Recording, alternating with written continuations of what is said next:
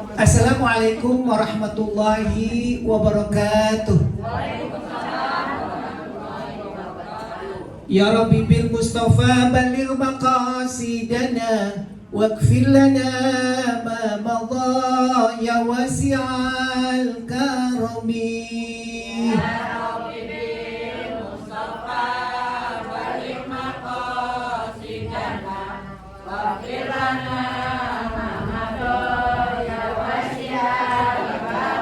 Saraita min haramin laylan ila haramin kama saral badru fi jazim minaz zulamin.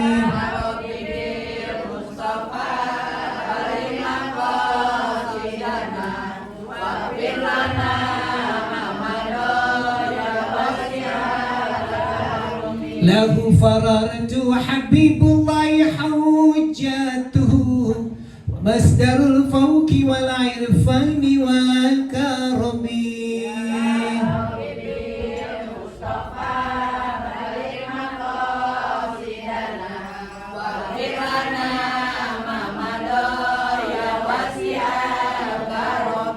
Bisaidil khalqi syamsil haqqi mu'tasimin Muhammadin khairi ma'sumin wa mu'tasimin.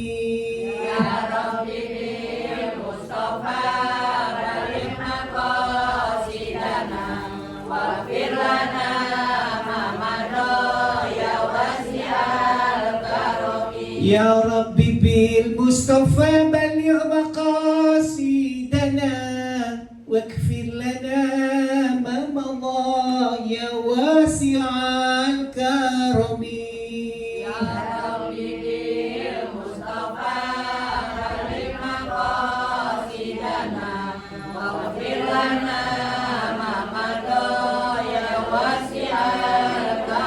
Allahumma salli wa sallim wa barik alaihi. Alhamdulillah wassalatu wassalam ala rasulillah miftahi babi rahmatillah wa ala alihi wa sahbihi wa mawalah amma ba'du. Faqala Allah ta'ala fi kitabihil aziz a'udzu billahi minasy syaithanir rajim. Bismillahirrahmanirrahim. Rabbi auzi'ni an ashkura ni'mataka allati an'amta alayya wa ala walidayya wa an a'mala salihan tardah wa aslih li fi zurriyyati inni tubtu ilaik wa inni minal muslimin. Sadaqallahul azim. Bapak dan Ibu sekalian yang kami hormati, alhamdulillah, puji dan syukur kita panjatkan kehadirat Allah Subhanahu wa taala. Pagi hari ini kita berada di taman dari tamannya surganya Allah Subhanahu wa taala. Mudah-mudahan hadirnya kita di sini mendapat barokah dari Allah Subhanahu wa taala.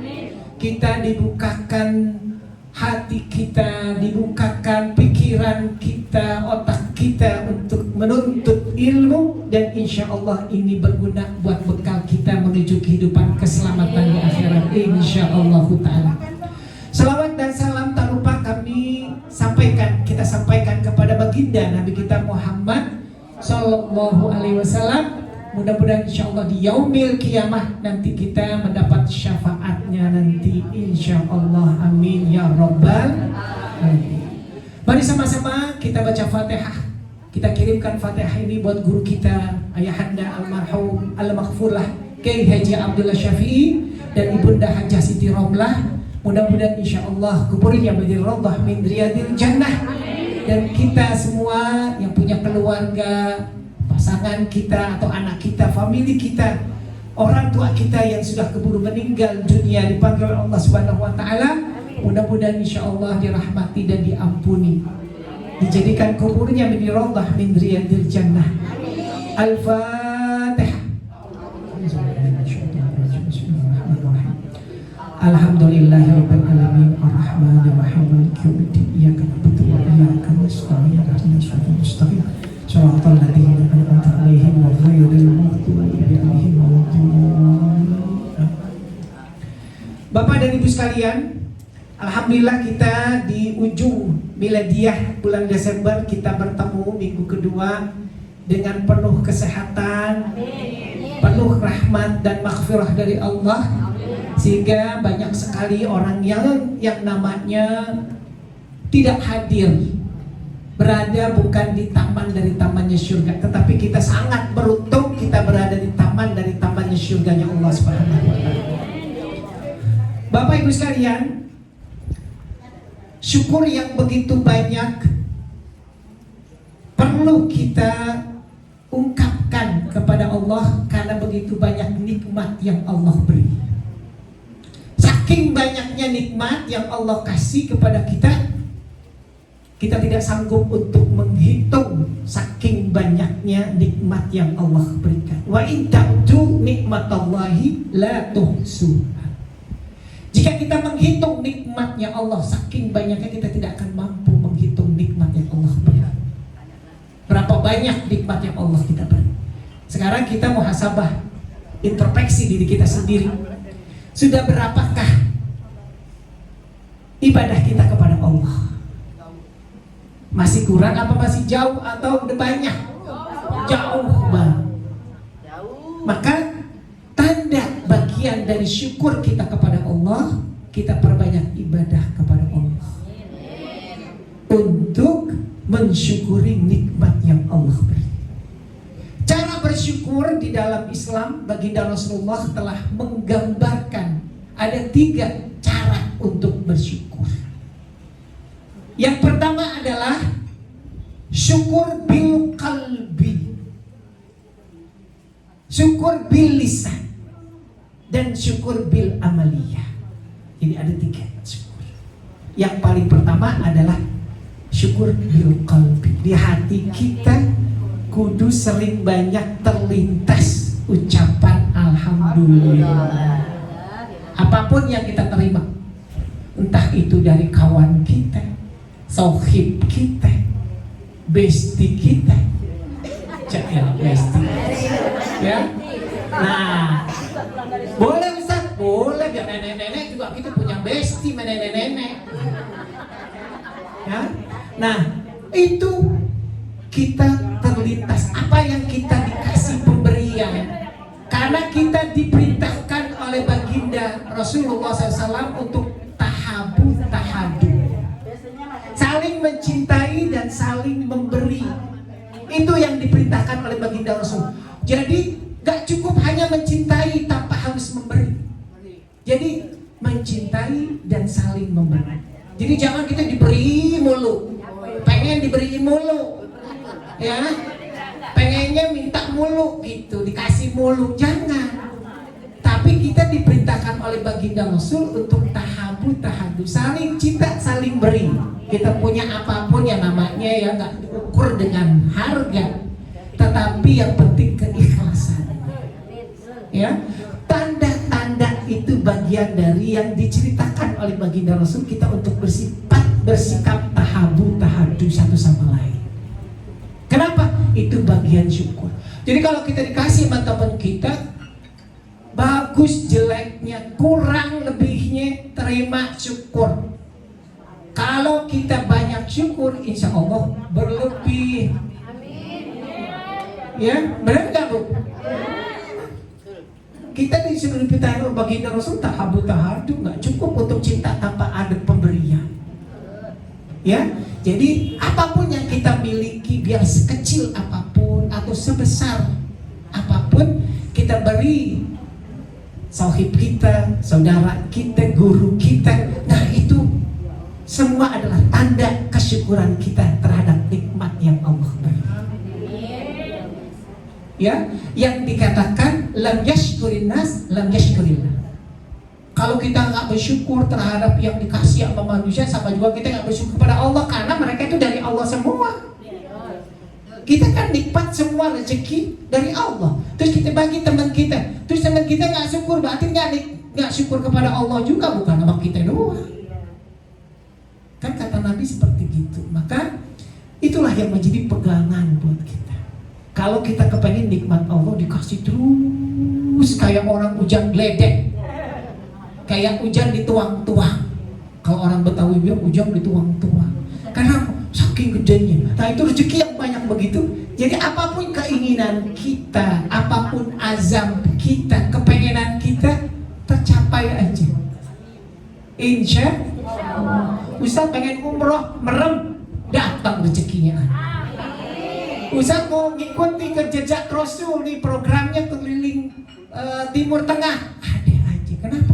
Karena kita orangnya gampang untuk bersyukur. Jangan kita mengeluh kesal dengan kehidupan, ya, nggak nambah-nambah, malah nambah batin kita yang rusak. Na'udzubillah min. Jadi yang pertama ada syukur bil qalbi, di hati kita. Tuh yang diajari oleh baginda Rasul. Kemudian yang kedua, syukur bil lisan, mulut kita. Jadi mulut kita itu, ucapan kita kudu banyak bersyukur. Janganlah kita berkeluh kesah, nggak boleh. Malah justru nanti diangkat. Syukur kenikmatan itu sama Allah, kita gimana nantinya? Ya, jadi kita syukurin aja. Semuanya, besar, kecil, gede, besar, semuanya nikmat yang Allah kasih kita syukurin. Alhamdulillah. Jadi mulut tuh harus enteng. Subhanallah walhamdulillah, la ilaha illallah wallahu akbar. Itu adalah puji-pujian syukur kita kepada Allah. Jadi yang kedua, syukur bil lisan. Kemudian yang ketiga, syukur bil amaliyah, syukur dengan perbuatan. Kalau ibu bapak punya kelebihan uang, kelebihan harta sedikit, nggak banyak-banyak Ustaz, ya udah nggak apa-apa, yang penting ikhlas. Kita bagi buat siapa yang kita sukai, yang kita cintai. Dimana kita saling tolong menolong, ta'awanu alal birri wa taqwa wa la ta'awanu alal ismi wal udwan. Itu Allah mengatakan kita tolong menolong kebaikan. Apa nih kira-kira? Oh iya, ditolong dia, bantu. Ya, dikit banyak ya relatif, yang penting keikhlasan. Daripada banyak dumah terus, kurang jadinya dikit. Ya, jadi kagak sama sekali, jangan. Harus sedikit apapun kita ikut serta.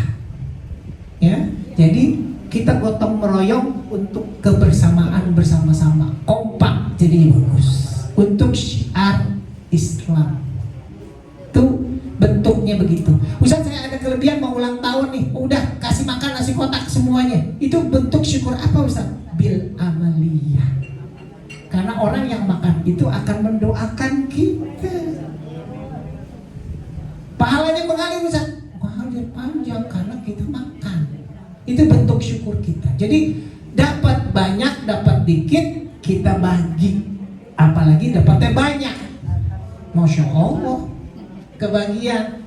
Meskipun makanannya yang biasa-biasa saja, yang penting ikhlas. Jadi ada 3, ya. Itu cara bersyukur kita kepada Allah Subhanahu wa taala yang begitu banyak nikmat yang Allah berikan. Kemudian Bapak Ibu sekalian, di awal tadi saya berbicara tentang masalah firman Allah yang mengatakan Rabbi auzi'ni an ashkura nikmataka allati an'amta alayya. Jadi ini adalah bentuk kita, ya Allah, tunjukilah aku untuk bersyukuri nikmatmu yang telah Engkau berikan kepadaku. Dagang lagi sepi, nikmatin aja. Dagang lagi rame, misalnya, apa lagi? Pengen kelihatan mukanya, hidungnya di mana, ketutupan apa ya, pembelinya. Tapi ingat syukurnya ya. Nah, syukurnya yang kita ingat. Nah, jadi dikit banyak kita kudunya bersyukur kita kepada Allah. Kemudian lagi, apa yang Allah janjikan, apa Allah yang berikan, supaya aku dapat berbuat amal soleh yang Engkau ridhoi. Berilah kebaikan kepadaku dengan memberi kebaikan kepada anak cucuku. Jadi kita minta keridhaan Allah, keridhaan orang tua kita. Itu yang menjadi bentuk syukur kita kepada Allah. Sesungguhnya aku bertaubat kepadamu dan sesungguhnya aku termasuk orang-orang yang berserah diri. Jadi kita serah dirinya kepada Allah, jangan sama manusia.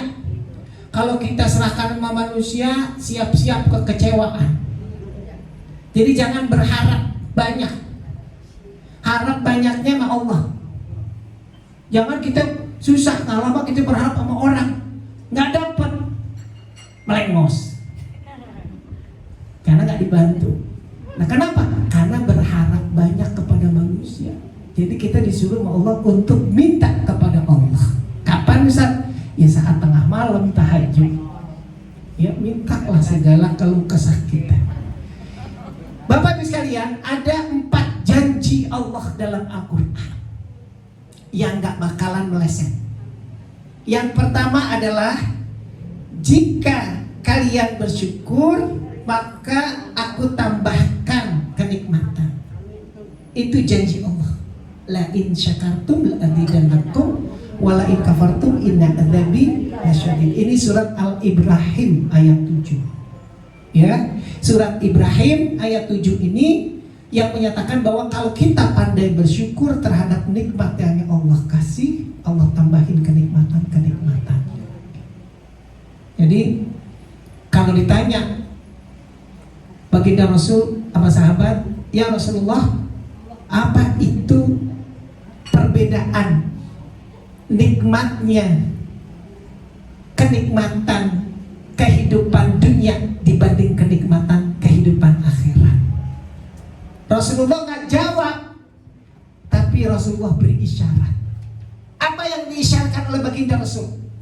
Rasulullah celupkan di lautan bebas, diangkat, yang netes itu kenikmatan dunia, sisanya di lautan bebas itu adalah kenikmatan akhirat. Masya Allah. Dikit banget, kita dikit aja berebutan. Sampai bela-belain banget, ngaji aja apa nggak sempat. Kenapa? Karena di otaknya dipenuhi dengan kejar dunia. Padahal kata Nabi, kita cari dunia itu seperti hidup selama-lamanya. Tenang aja, slowly but sure. Oke dong? Nah, itulah yang diajarkan oleh baginda Rasul. Kita kalau untuk urusan dunia slowly aja, nggak usah ngeburu. Ya, santai.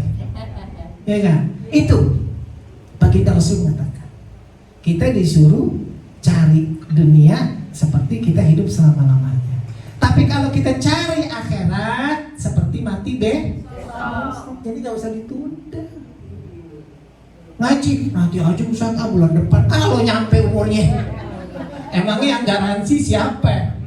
Gak ada garansi. Kalau kita sehat badan, yang udah jalan aja, udah dihitung sama Allah, dinaungin oleh malaikat dari rumah kita sampai ke tempat menuntut ilmu. Kenapa? Ridwan. Allah itu ridho dengan apa yang kita kerjakan. Nah inilah yang selalu kita perdengarkan untuk mengingat-ingat terus. Kemudian yang kedua, janji Allah dalam Al-Quran, ingatlah kepadaku, niscaya aku ingat kepada kalian. Ini janji Allah yang kedua. Kita disuruh ingat kepada Allah. Surat Al-Baqarah ayat 152. Jadi kalau kita ingat kepada Allah, insya Allah Allah akan peduli kepada kita. Ini nggak sholat, nggak ibadah, ke masjid enggak, pengajian kagak, baca Quran kagak, nggak lama Allah suruh ingat dia. Tar dulu, siapa? Makanya kata Allah, siapa yang mengingat kepadaku, niscaya aku akan ingat kepadamu. Gitu dong, ya kan? Ini janjinya Allah. Makanya mengingat kepada Allah kapan saja, saat senang, saat susah. Jangan saat susah doang ngeluh, baru ingat sama Allah. Saat senang lupa, sholat aja tinggal karena saking kehidupan dunianya gemerlap, buta matanya, dibutakan hatinya, ya kan? Sholat aja, ngaji aja nggak sempat, arisan sempat, gaul sempat, ngemol sempat. Nah, ini bahaya. Kalau orang Padang bilang bahayo.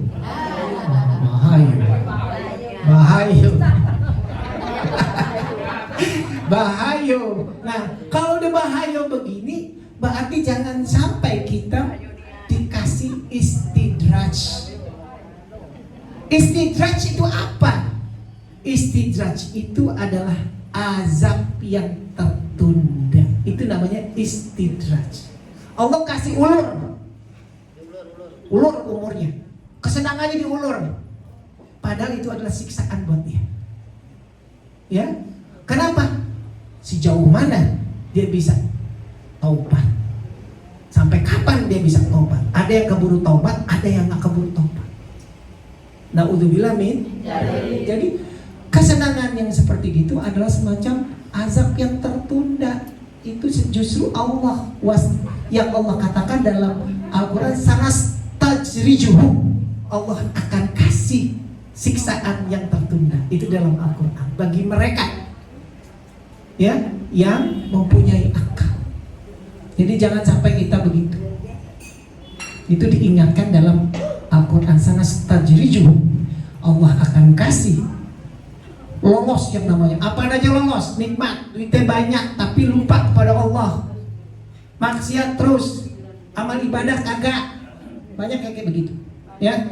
Nah itu jangan sampai begitu. Jadi senang susah ingat kepada Allah. Dalam sabda baginda Rasulullah SAW, ta'arraf fil raha ya'rifna bisyiddah, kenalilah Allah senang maupun susah. Itu peringatan yang baginda Rasul katakan kepada umatnya. Jadi jangan susah aja baru ingat, senang ingat, susah ingat. Jadi Allah nggak kaget kalau orang senang baru ingat, susah apalagi bisa jadi murtad. Syukur nikmat, na'udzubillah min dzalik, malah kufur nikmat. Nah ini yang ngeri ya. Kemudian yang ketiga, janji Allah yang ketiga, tidaklah Allah mengazab mereka selama mereka memohon ampunan dari Allah Subhanahu wa taala. Ini dalam surat Al-Anfal ayat 33. Allah memang ngasih azab, Allah tuh nggak milih-milih. Misalnya gini, Cianjur mau gempa. Cianjur kan banyak orang muslim. Allah mengasih azab, ya kasih aja azab, tergantung niatnya. Gimana nanti? Allah akan bangkitkan sesuai dengan amalnya dia. Jadi bukan itu merupakan sesuatu kok orang muslim dikasih azab seperti begitu. Nah itu sebetulnya bukan azab, itu adalah cobaan. Bukan azab ya, cobaan. Jadi semua yang namanya manusia di dunia itu gak ada lepas dari cobaan. Walanabluwakum min syai'in minal khawfi wal ju'i wa naqsi minal amwal wath thamarat wa basiris sabir. Jadi mau yang orang muslim kayak mau orang kafir, Allah kasih cobaan semua. Yang selamat adalah orang yang sabar, teguh berdoa, tetap dengan istiqomah taat ibadah kepada Allah Subhanahu wa taala. Jadi bukan azab tetapi adalah cobaan. Gak ada manusia yang gak kena cobaan. Semua pasti kena cobaan. Cobaan kita masing-masing semua beda-beda. Ada cobaan dari pasangan kita yang susah dihukumin, lari-larian mulu. Ada lagi cobaan dari anak kita, cucu kita, menantu kita. Nah itu memang semua bagian cobaan. Jadi ibu bapak itu gak perlu berkeluh kesah atau bersumpah serapah, tetapi kita itu adalah harus mendekatkan dengan penuh kesabaran dan ketaatan, ketakwaan kita kepada Allah Subhanahu wa taala. Itu kuncinya. Karena kenapa? Semuanya nggak ada. Nabi kita aja dapat cobaan, Bu, apalagi kita manusia biasa. Coba lihat perjuangannya Nabi dengan ditimpuk batu dan kotoran hewan pada saat dia mau ke kota Taif. Taif itu sekitar 70 km dari kota Mekah. Kalau ibu bapak jalan-jalan ke Taif itu perbukitan, jadi satu-satunya di wilayah Saudi yang dingin. Karena dia di atas 600 dari permukaan laut, jadi kayak bukit tinggi. Sekarang sudah bagus, ibu bapak bisa naik kereta gantung, meluncur dari situ, menggelantung. Ya, udah bagus, udah keren. Buah-buahannya banyak karena dia subur. Nah di situ bisa makan buah-buahan sepuasnya, delima yang gede kayak kepala juga ada. Ya. Nah itu kita di daerah dingin namanya Taif. Kalau ibu bapak umroh, ya, Ustaz mau ke Taif boleh, pagi pulang malam. Karena kenapa? Perjalanannya aja itu 2 jam, baru sampai pulang pergi 4 jam. Nah sana kan kita banyak ziarah, ada Masjid Abdurrahman bin Auf, kemudian ada masjid yang pernah Rasulullah sholat, masih ada batu semua, ya. Kemudian ke pasar buah yang terkenal, suruh nyobain, kalau nyobain sekilo beli, kalau satu boleh Ustaz cobain, halal boleh, ya. Nanti insya Allah kita ada rezekinya bisa umroh bareng, ya. Jalan deh kita ke Taif Ustaz, ya insya Allah. Nah itu yang luar biasa. Kemudian yang keempat, janji Allah apa lagi? Berdoalah untukku, pasti aku akan kabulkan permohonan. Amin. Ya, ud'uni astajib lakum. Ini surat Ghafir ayat 60. Jadi kita disuruh minta kepada Allah, bukan kepada manusia, apalagi berdukun, musyrik. Orang pintar Ustaz, kagak ada. Semua orang manusia biasa, nggak ada yang beda. Bedanya adalah takwanya doang. Baik itu jabatannya, tingginya, kekayaannya, nggak ada, semua sama semua di mata Allah. Yang beda adalah takwanya. Itu yang beda. Allahu la yanzuru ila athamikum wala ila suwarikum walakin yanzuru ila qulubikum wa niyatikum. Tergantung hati, niat dan takwanya. Itu yang Allah nggak lihat rupa-rupa kita, mau hidungnya mancung ke dalam kayak mau mancung keluar ya, semua sama ya di mata Allah. Yang beda itu adalah takwa. Itulah kalau kita lihat Fir'aun kemarin, muminya Fir'aun, lihat hidungnya pesek sebetulnya si Fir'aun, ya udah gitu gosong lagi, ya. Nah apalagi kita ngelihat dia Raja Ramses, ya, dengan Fir'aun tuh kenal dengan sana Raja Ramses. Nah ada anaknya juga yang ikut di laut juga anyut. Diteliti itu dia mengandung garam yang tinggi. Anaknya juga ada muminya di situ. Cuma saya nggak bisa dipoto, nggak boleh divideoin, sayangnya. Jadi sangat ketat dan kita nggak bisa berlama-lama karena kita dikasih garis itu jalan berapa menit. Kemudian nggak boleh berisik, nggak boleh apa. Nah kita lihat ada sejarahnya di situ. Nah biasanya itu kita terangkan pakai receiver. Jadi ibu bapak tinggal dicolokin di sini, saya tinggal ngomong doang karena nggak boleh teriak-teriak. Ya. Dan di sana dikelola oleh kerjasama dengan pemerintah Prancis. Jadinya semuanya bergaya Barat. Kebersihannya, hygiene-nya, semuanya ketatnya, semua udah kayak di negara-negara maju, karena dia punya peradaban yang tinggi. Kalau ibu masuk, ada memang baru museumnya itu baru dibuka 2022 kemarin. Museum yang lama yang pernah saya tengok dulu udah dipindahin, jadi Fir'aun digotong, udah pindahin ke museum yang baru, ya. Nah museum yang baru itulah ditaruh Fir'aun dan kawan-kawan. Ya, Masya Allah, kita bisa lihat langsung itu giginya masih tajam-tajam. Terus mereka itu memang mumi, tidak ada isi perutnya, jadi isi perutnya dibuang karena dia membusuk. Malah hancurin nanti kulitnya dan tulang-tulangnya, jadi kurus banget. Tulang belulang dan mukanya masih utuh, rambutnya masih ada, hidungnya ada, matanya juga ada semua. Kurus. Nah itu kita masuk bayar sekitar $25 US. Masuk ya ke museumnya. Nah itu kalau kita kaliin ya sekitar 600.000 ya satu orang. Ya.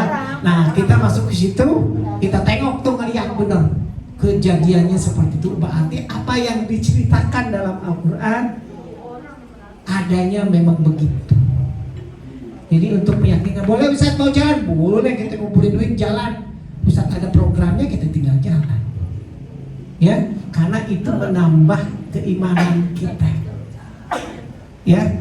Kemudian berikutnya Bapak Ibu sekalian, bahwa kita kepengen sekali menjadikan baginda Rasulullah itu semacam sunnah amalannya kita kerjakan. Segala amalan-amalan yang Rasulullah kita kepengen adalah contohnya suri tauladan kita baginda Rasul.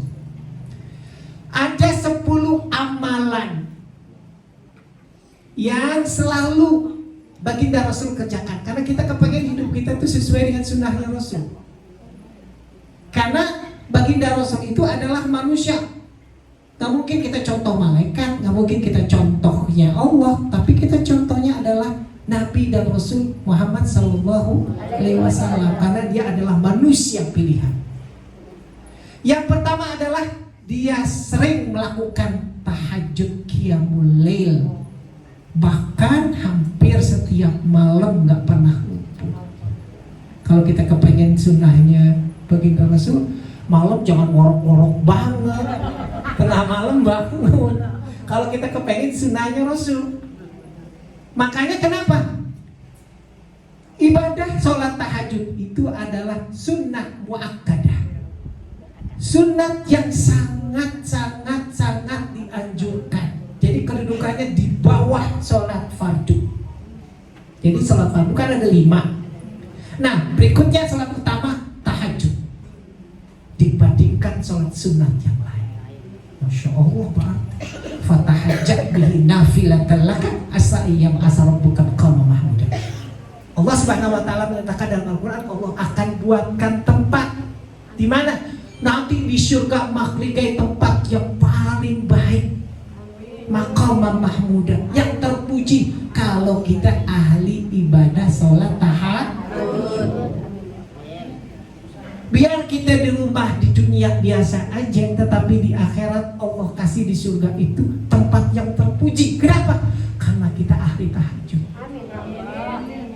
Berapa sih Ustaz tahajud? Boleh 2, boleh 4, boleh 6, boleh 8, boleh 10 sampai 12. Bola aja kita tonton sampai tengah malam, apalagi tahajud. Ya, bola kita bela-belain. Cuma tahajud beda dengan bola. Kalau tahajud tidur dulu, bukan melek aja. Tidur dulu sekejap, ya. Bangun tahajud. Ustaz, kayaknya rada keliangan dikit, ya udah 2, nggak apa-apa. Semampu kita, karena Allah itu tidak membebani di luar kemampuan kita. Ya, makanya Allah mengatakan Allah kasih ujian pun sekalipun tidak akan melebihi dari daya kemampuan kita. La yukallifullahu nafsan illa wus'aha. Jadi ibu bapak kalau dikasih ujian, cobaan seberat apapun, kita pastikan insya Allah optimis kalau kita dekat kepada Allah, kita akan keluar dari cobaan. Karena Allah nggak akan ngasih yang di luar kemampuan kita. Kan Allah tahu kita pegal mana kita, pegal sepegal-pegalnya, pegal laki kita pegal lagi. Nah, bagaimana Ustaz? Ya, itu adalah cobaan dari Allah. Kita perbanyak istighfar, deketin kepada Allah, ibadah, insya Allah kita selamat dari ujian. Karena Allah mengasih ujian itu tidak akan melebihi dari kemampuan kita. Ya, jadi ibu bapak optimis saja. Ya. Kemudian yang kedua, apa amalan lagi berikutnya? Tadi tahajud ya, yang baginda Rasul yang paling pertama. Yang kedua adalah sering membaca Al-Quran, berinteraksi dengan Al-Quran. Jangan interaksi mah HP mulu. Melek mata, melek mulut, HP lagi dipelototin. Ya, boleh Ustaz, boleh, tapi Quran jangan dilupain. Karena kenapa? Itu adalah amalan baginda Rasul. Kita kan kepengen dikenalin sama umat. Kita umat ini ya, umati adalah baginda Rasul ini sayang banget sama kita. Jadi kalau bisa sesibuk apapun, kita usahakan berapa menit kita berinteraksi isi dengan Al-Quran. Baca Quran duduk, baca yang tenang. Kau usah lama-lama, ya berapa menit saja atau setengah jam misalnya. Kita kadang nonton sinetron sampai nangis-nangis, mewek-mewek, bela-belain. Pahalanya kagak. Nonton dangdutan berjam-jam tengah malam terus sampai pagi dangdutan kuat, tapi baca Quran payah. Karena kenapa? Setannya masih banyak di kita. Ya, nah harus dilawan, dilawan. Ya kita baca Quran 10 menit, 15 menit deh Ustaz. Ya deh nggak apa-apa, kita terusin lagi, nggak apa-apa. Kasih batasan lagi. Insya Allah itu adalah amalan yang disukai baginda Rasul. Ya. Kemudian yang ketiga, apalagi amalan yang dicintai oleh baginda Rasul? Zikir setelah sholat. Jadi habis sholat tuh jangan ngiprit. Ya, jangan ngiprit. Duduk dulu. Ya. Allahumma antas salam wa minkas salam wa ilaika ya'udus salam dan seterusnya. Ada subhanallah, subhanallah, subhanallah 33. Alhamdulillah, Allahu akbar gitu. Itu zikir setelah sholat. Jadi jangan ngiprit. Paling juga berapa menit? Segitu niat banget, kebelet banget. Ya. Jadi bentaran doang Ustaz enggak apa-apa. Ya. Nah, jadi itu amalan yang dicintai Rasul. Kalau kita kepengen dikenalin nanti di padang mahsyar, ya kita harus ngikutin amalan sunnahnya baginda Rasul. Siapa lagi yang mengikuti? Ya kan? Dan kemudian yang keempat, menjaga sholat sunat rawatib. Jadi jangan fardunya doang. Sholat sunat rawatib apa Pak Ustaz? Sholat sunat rawatib adalah sholat sunat yang mengiringi sholat fardu. Ada qobliyah, ada ba'diyah. Qobliyah itu adalah sholat sebelum sholat fardu. Kalau ba'diyah sesudah sholat fardu. Nah ini Rasulullah selalu ngerjain sesibuk apapun. Ya, lagi dagang, jangan izinnya cuma semenit, nggak cukup. Belum ambil uduknya, belum sholat ada qobliyahnya Ustaz, belum ba'diyahnya, belum zikir sebentar. Yang paling nggak, makanya kita jam 12 itu dikasih waktu 1 jam untuk makan dan sholat zuhur. Nah, sholat sunat rawatib itu contohnya subuh, qobliyahnya ada 2 rakaat, ba'diyahnya nggak ada. Zuhur, qobliyahnya ada, ba'diyahnya ada. Asar, qobliyahnya ada, ba'diyahnya nggak ada. Maghrib, qobliyah dan isya ada, semuanya ada. Itu yang jangan kita tinggalkan kalau kita kepingin ngikut sunnahnya Rasulullah Shallallahu Alaihi Wasallam.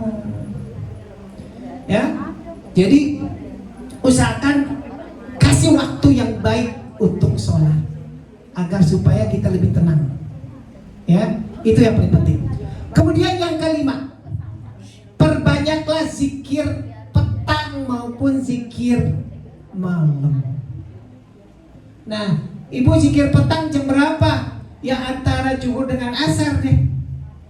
Sambil duduk zikir deh. Subhanallah walhamdulillah wala ilaha illallah wallahu akbar. Ada pisang goreng, nelen. Ada tahu isi, telan lagi. Ya. Zikir lagi, lanjut lagi. Subhanallah walhamdulillah. Oncom. Ya. Makan deh tuh, ya. Boleh Ustaz begitu. Ini apa-apa namanya kita zikir. Yang penting zikir itu tidak harus mempunyai air wudhu. Kalau sholat kan nggak boleh nyemil. Kalau zikir boleh. Jadi kita sambil duduk santai di teras rumah kita, pisang goreng, combrok lah, teroris yang pedas tuh, ya. Seger namanya combrok teroris karena ranjaunya banyak. Ya. Nah itu boleh Ustaz, boleh. Jadi sambil santai-santai. Jadi agama itu tidak mempersulit dan tidak memperberat, malah memudahkan dengan beragama. Jadi jangan bikin susah. Ya. Nah itulah yang penting kita kerjain. Zikir malam antara maghrib isya. Nah zikir deh tuh ibu. Jangan maghrib isya keburu ngorok, isya lewat deh. Jadi maghrib isya jangan tidur, baca Quran, zikir gitu. Nah lama kan nunggu isya tuh. Nah itu adalah amalan baginda Rasul. Jadi zikir petang dan zikir malam. Baca aja. Hasbunallah wa ni'mal wakil, ni'mal maula wa ni'mal nasir. Hasbunallah. Berapa kali? Semampunya, sekuatnya. Tenggorokan aus, ambil air putih. Ya, asal jangan minum alkohol. Ya. Nah, itu nggak boleh. Ya. Kemudian yang keenam, jangan kita tinggalkan ke masjid. Jadi ibu bapak, jangan sampai kita nggak sama sekali pergi ke masjid. Kalau laki-laki Jumat harus ke masjid, subuh harus ke masjid. Ya, perempuan kapan Ustaz? Ya boleh kapan aja, boleh. Yang penting boleh sekali-sekali ke masjid. Jadi jangan kita tinggalkan ke masjid. Kemudian yang ketujuh, menjaga kita melakukan sholat duha. Duha juga penting Ustaz. Duha penting itu nomor peringkat kedua setelah tahajud. Karena duha itu membuka rezeki kita. Jadi itu Rasulullah buat seperti itu. Kapan Ustaz? Duha panjang dia. Dari setelah subuh 1 jam lebih, misalnya jam 7, ya kan? Udah bisa jam 7, jam 8, jam 9, jam 10, jam 11 bisa. Karena ada 3 periode untuk melaksanakan sholat duha, 2 atau 4 rakaat. Ya, ini penting Ustaz, penting. Karena ini adalah amalan yang Rasulullah nggak tinggalkan. Kemudian berikutnya yang ke-8, perbanyaklah sedekah. Ini yang dilakukan oleh baginda Rasul. Sedekah apaan aja Bu, Bapak? Boleh. Mau sedekah Jumat, mau sedekah kapan, ya terserah. Boleh. Semampu kita, yang penting jangan kita lupakan untuk bersedekah. Besar kecil relatif, yang penting keikhlasan kita untuk melakukan sedekah itu. Karena dengan sedekah itu, apapun kita kasih itu nggak membuat kita jadi miskin, malah bertambah. Daganganku habis, nanti diganti dagangannya penuh karena banyak sedekah. Itu, ya. Jadi jangan khawatir, jangan takut. Nggak ada orang yang ahli sedekah jadi miskin, nggak ada. Jadi apapun yang kita miliki, besar kecil, bagi aja orang, malah orang lebih senang mendoakan kita. Nah itu menjadi faedah buat kita, ya. Kemudian berikutnya yang ke-9, kita kudu menjaga air wudhu kita dalam sehari-hari. Jadi ibu bapak insya Allah jagain aja air wudhunya. Kalau batal tinggal ambil, kalau enggak ya sudah, ambil wudhu lagi gitu. Jadi terjaga dengan wudhu itu, insya Allah maksiat jadi jauh. Ya, kenapa? Karena ada wudhu. Jadi kita berhati-hati, mau di kantor kek, mau di pasar kek. Masa mau di pasar mau colek-colekan? Enggak kan? Sama pembeli ya sudah, ngelayanin ya sudah, nggak mungkin colek-colekan. Nah, karena kenapa? Kita dalam keadaan berwudu seperti yang diajarkan oleh baginda Rasul. Amalan yang paling disukai kita selalu berwudu. Kalau yang batal ambil lagi. Padahal kita nggak sholat Ustaz, iya, tapi keseharian ini yang dicontohkan juga oleh Sayyidina Ali radhiyallahu an. Itu juga Ali selalu jaga ilmu. Sama sahabat beliau Bilal bin Rabah, seorang budak. Dia itu sudah kedengaran suara terompanya di surga. Sendalnya kedengaran, kita nggak punya, boro-boro sendal. Kenapa? Karena dia pakai wudu terus dijaga. Bilal bin Rabah, padahal orangnya hitam, budak, ya kan? Tapi dia masuk ke dalam surganya Allah sampai kedengaran terompanya. Itu yang diceritakan oleh baginda Rasulullah SAW. Jadi sebisa mungkin kita jaga air wudhu kita. Kemudian yang ke-10 terakhir, amalan istighfar setiap saat. Sayyidul istighfar, Allahumma anta rabbi la ilaha illa anta khalaqtani wa ana abduka wa ana ala ahdika wa wa'dika mastata'tu a'udzubika min syarri ma sona'tu abu'u laka bi'natika alayya wa abu'u bizambi faghfirli fa innahu la yaghfiru dzunuba illa anta. Ini adalah sayyidul istighfar. Jadi jangan kita lalai, jangan kita lupa untuk berbanyak istighfar, karena manusia ini diliputi dengan dosa hidupnya.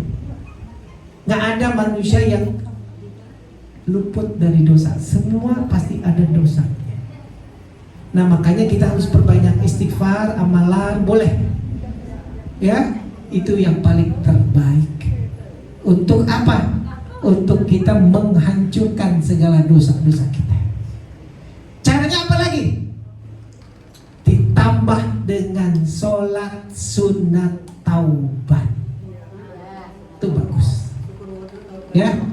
Caranya bagaimana Ustaz? Sholat sunat taubat ini termasuk sholat sunat yang sangat dianjurkan oleh baginda Rasul, bahwa kita bisa meminta kepada Allah dengan cara sholat 2 rakaat. Usolli sunat taubat rakaataini mustaqbilal qiblati adaan lillahi ta'ala. Taubat, baca Fatihah, baca surat pendek aja, nggak usah panjang-panjang. Malah disunahin kulhu wallahu ahad, kul a'udzu binnas, pendek-pendek. Misalnya kul a'udzu binnas. Nah, kemudian ruku, sujud, subhanallah, ya kan? Nah, kemudian sujud. Nah, di saat sujud kita kan biasa bacanya subhana rabbiyal a'la wa bihamdi 3 kali. Ditambah ibu bapak doanya Allahumma inni as'aluka husnal khotimah. Ya Allah ya Tuhan kami, berikanlah kepada kami kebaikan penghabisan umur. Karena kita nggak ada yang tahu, cepat lambat, suka nggak suka, datang yang namanya maut, kematian. Kita pengen kematian kita itu penghabisannya adalah yang terbaik, bukan kebalikannya. Makanya pada saat taubat kita karena sakit banyak dosa, kita baca Allahumma inni as'aluka husnal khotimah. Itu yang pertama.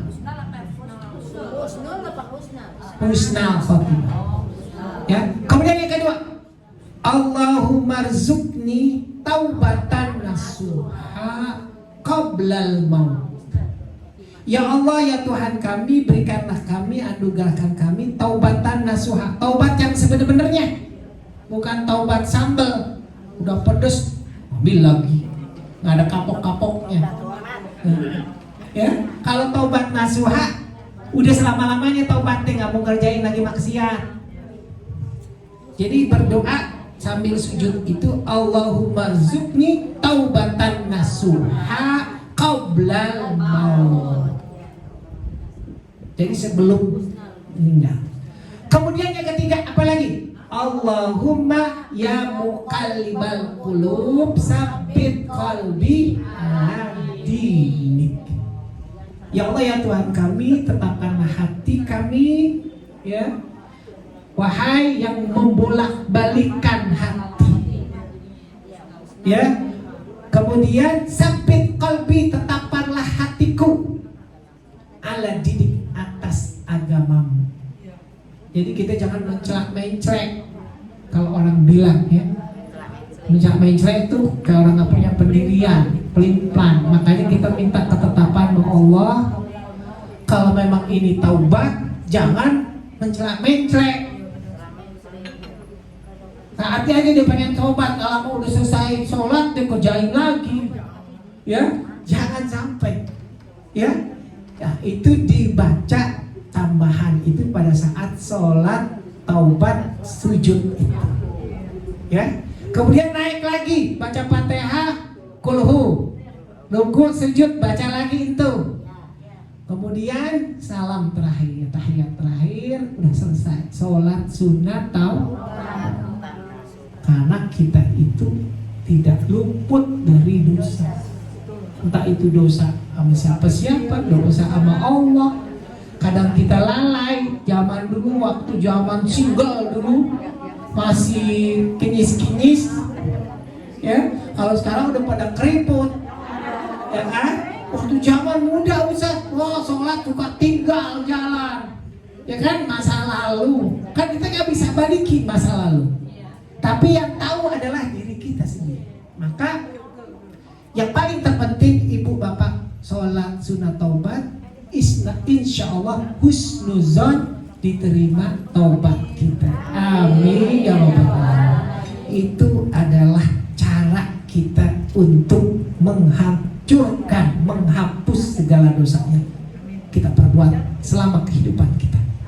Ya, jadi setelah kita lakukan itu, ibu bapak baca sayyidul istighfar, kemudian tutup, dan insya Allah kita selalu dalam lindungan Allah Subhanahu wa Ta'ala. Ya, jadi kita kalau bisa 10 amalan yang tadi yang Ustadz sampaikan, kita bisa amalkan. Ya, karena ini adalah amalan sunnahnya Rasulullah. Gampang semua, asal diniatin. Kalau tanpa niat rasanya berat. Mau gampang Ustaz, ya diniatin sedikit demi sedikit, ya, insya Allah berhasil. Ya, kalau kita jaga wudhu kita, insya Allah maksiat jauh-jauh semua. Ya, jadi kita ingat terus, oh iya, karena kita dalam keadaan bersih, suci. Itu yang dimaksud demikian. Nah, mudah-mudahan Bapak Ibu semua yang hadir di sini selalu dalam ridhonya Allah Subhanahu wa Ta'ala dan tetap dalam kecintaan kepada baginda Rasulullah SAW. Begitu banyak Bu, kalau Bapak lihat kenikmatan yang Allah kasih, kita ini tinggal bentar lagi berapa bulan puasa. Bulan suci Ramadan, bulan Maret. Berarti kita ngaji tinggal 3 kali lagi, bulan Januari, Februari, dan Maret. Karena udah tanggal 20, kita udah puasa pertama. Nggak terasa banget. Jadi memang begitu kehidupan, ya.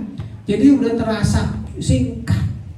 Makanya dengan singkat itu kita gunain waktunya mumpung kita seger, sehat. Ngaji Ustaz di mana boleh ngaji kita tutup. Ya, cari ilmu sebanyak-banyaknya. Karena itu adalah bekal kita untuk keselamatan hidup di akhirat. Karena hidup di dunia ini semuanya sementara. Tak ada yang abadi, habis semua, nggak ada, semua udah turun, lain generasi udah pada turun semua.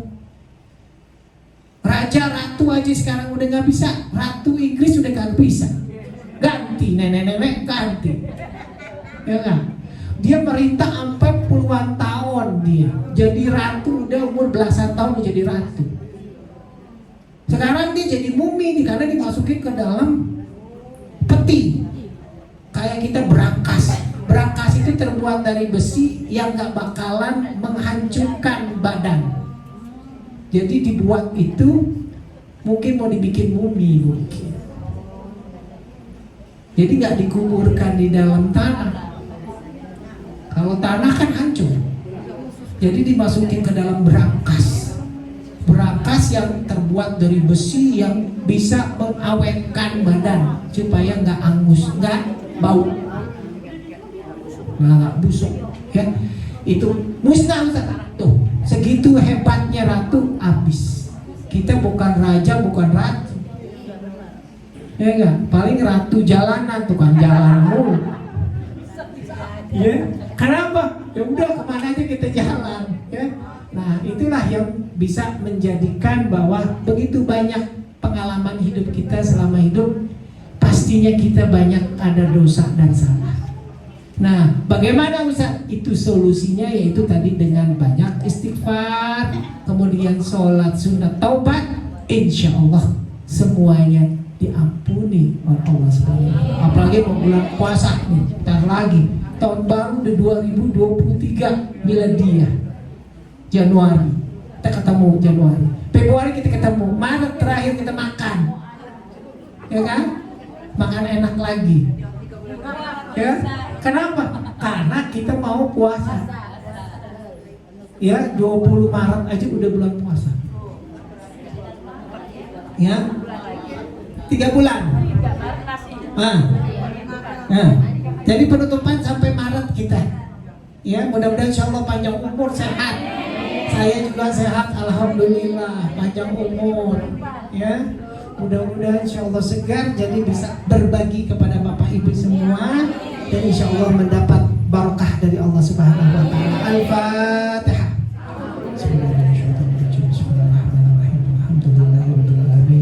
Ar-Rahmanir-Rahim. Maliki yaumiddin. Iyyaka na'budu wa iyyaka nasta'in. Ihdinas siratal mustaqim. Shiratal ladzina an'amta 'alaihim ghairil maghdubi 'alaihim waladdallin. Bapak Ibu, sebelum saya tutup untuk video, ada pertanyaan nggak untuk mengenai masalah ini? Boleh, Pak Agus? Ya. Mangga. Mikrofonnya mungkin di situ.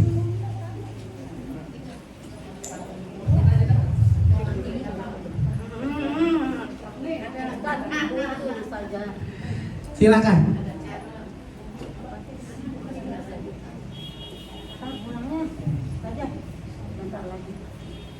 Habis pertanyaannya. Assalamualaikum warahmatullahi wabarakatuh. Waalaikumsalam warahmatullahi wabarakatuh. Ini Ustaz, tadi Ustaz kan bilang mengenai istirahat sih, istilahnya kebahagiaan atau lebih tepatnya enak terus gitu loh. Nah, bagaimana diri kita tahu kalau kita ini istirahat atau memang benar-benar itu adalah yang benar-benar untuk kita gitu. Terima kasih, itu aja Ustaz. Ya, terima kasih Pak Agus. Jadi begini, istidraj itu adalah azab yang tertunda. Azab yang tertunda itu segala kenikmatan, jika kenikmatan itu dia gunakan untuk kesenangan belaka, tidak mengingat Allah, jauh dari Allah, ya, jauh dari Allah, bahkan dia bisa melupakan Allah. Secara kasat mata kita melihat manusia seperti itu adalah kesenangan, bahagia, tetapi buat Allah tidak. Kenapa? Kesenangannya itu tidak membawa hidupnya dia untuk mendekatkan diri kepada Allah. Ke masjid ogah, ngumpul ke pengajian ogah, bahkan dia pergi bersenang-senang sampai. Contohnya seperti itu. Secara kasat mata duniawi bahwa dia adalah hebat, senang, karena bahagia. Tetapi di mata Allah itu adalah istidraj. Dia nggak sadar. Jika dia sadar, apa yang dia miliki semata-mata untuk mendekatkan diri kepada Allah, itu yang hebat. Islam tidak melarang dengan kesenangan, asalkan jangan di luar batas. Ya, jangan kita ke tempat-tempat maksiat misalnya, atau jangan kita berbuat maksiat. Boleh apa saja kita bisa kerjakan, tetapi bukan berarti dengan kesenangan itu kita lupa kepada Allah. Nah, inilah yang namanya istidraj, azab yang tertunda. Padahal dia itu adalah azab menurut Allah, tapi dia ada itu semata-mata itu merupakan kesenangan buat dia. Nah, inilah yang bahaya. Ya, jadi jika itu mendapatkan kesenangan, susah, senang, semua itu semata-mata karena Allah. Jadi jangan, ingat kepada Allah, senang maupun susah harus ingat.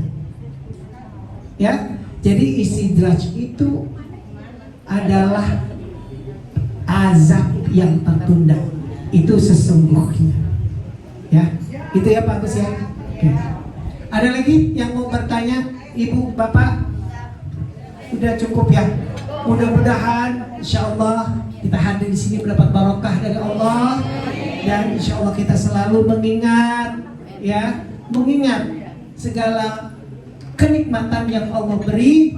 Niscaya Allah akan melipat gandakan kenikmatan kita semua. Amin. Ya, Al-Fatihah. Auzubillahi